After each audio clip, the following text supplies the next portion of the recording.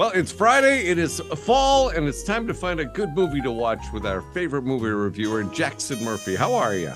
Hello, Randy. Doing well. How about you? I'm good. Here it is, the first full day of fall. Do we have any blockbusters, I guess is the big question this week. Well, look, Avatar is back in theaters, but there are so many other options for you and some legitimately good ones. All right. Well, the first one here is a documentary that I'm pretty interested in.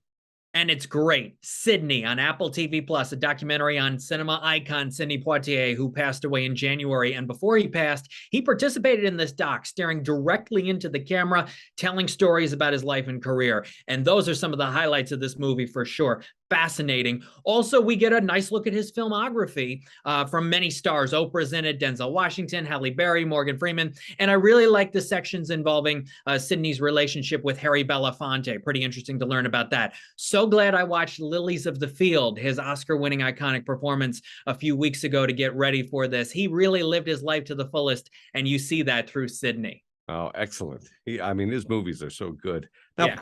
Pete Davidson is in the movie. What do we got here? A rom-com. It's called Meet Cute on Peacock. Tries to put its own spin on the Groundhog Day formula. His character and Kaylee Cuoco. I think Davidson's okay. Cuoco's character is way too much to handle. And this film doesn't have much new to say, unique to say. It's not funny. It goes in some bizarre directions. It doesn't have a lot of substance to it. And the real follow through on the Groundhog Day spin with time travel and doing things over again, it's not executed perfectly by any means. So I would pass, unfortunately, on Meet Cute. Okay. Well, if you got Netflix, you got a couple of things you saw on Netflix that look interesting.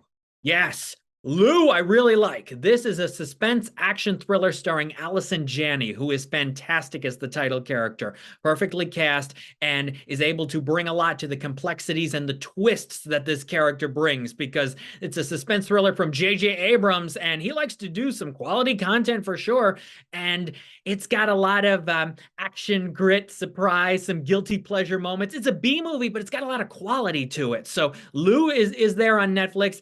Didn't like a Jazz Man's Blues quite as much. This is a drama directed by Tyler Perry, and it's about forbidden love in the South in the 30s and 40s, along with racial tensions, family issues, and trying to make a name for yourself in the music industry. So there's a lot going on. He tries to do too much. It feels like 3 hours, even though the movie's only 2.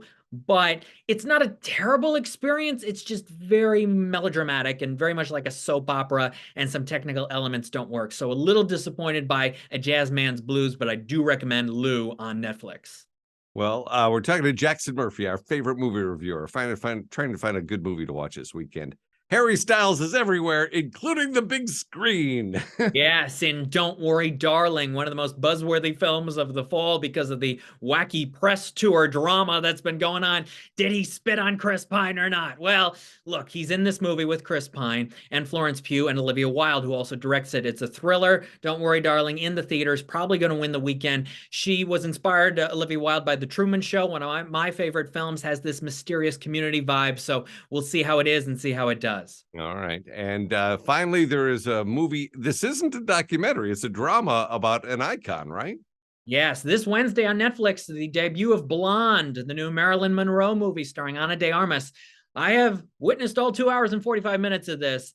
Now, Ana de Armas puts a lot into this performance emotionally. She cries so much during this movie, but there's nothing really new we learn about Marilyn Monroe. We already know the pain that she went through throughout her life and all that she went through. So there's nothing new. I also think the direction from Andrew Dominic and the technical aspects that he brings to it give off this kind of look what I can do, a boastful vibe. And that never really sits well with me. This is based on the novel by Joyce Carol Oates. I'd say only watch this if Ana de Armas ends up getting Best Actress nominations. You do not need to check out Blonde immediately when it drops on Wednesday. All right. Jackson Murphy, our favorite movie reviewer. We're going to put up all the trailers to these movies at 995theriver.com on the Morning Show blog. And you always have great content. Where can people find you? Yeah, Twitter at LCJ Reviews, Instagram at LightsCamJackson, and at lights-camera-jackson.com. All right. Let's go watch some movies. And thank you, Randy. Thank you. Have a great day.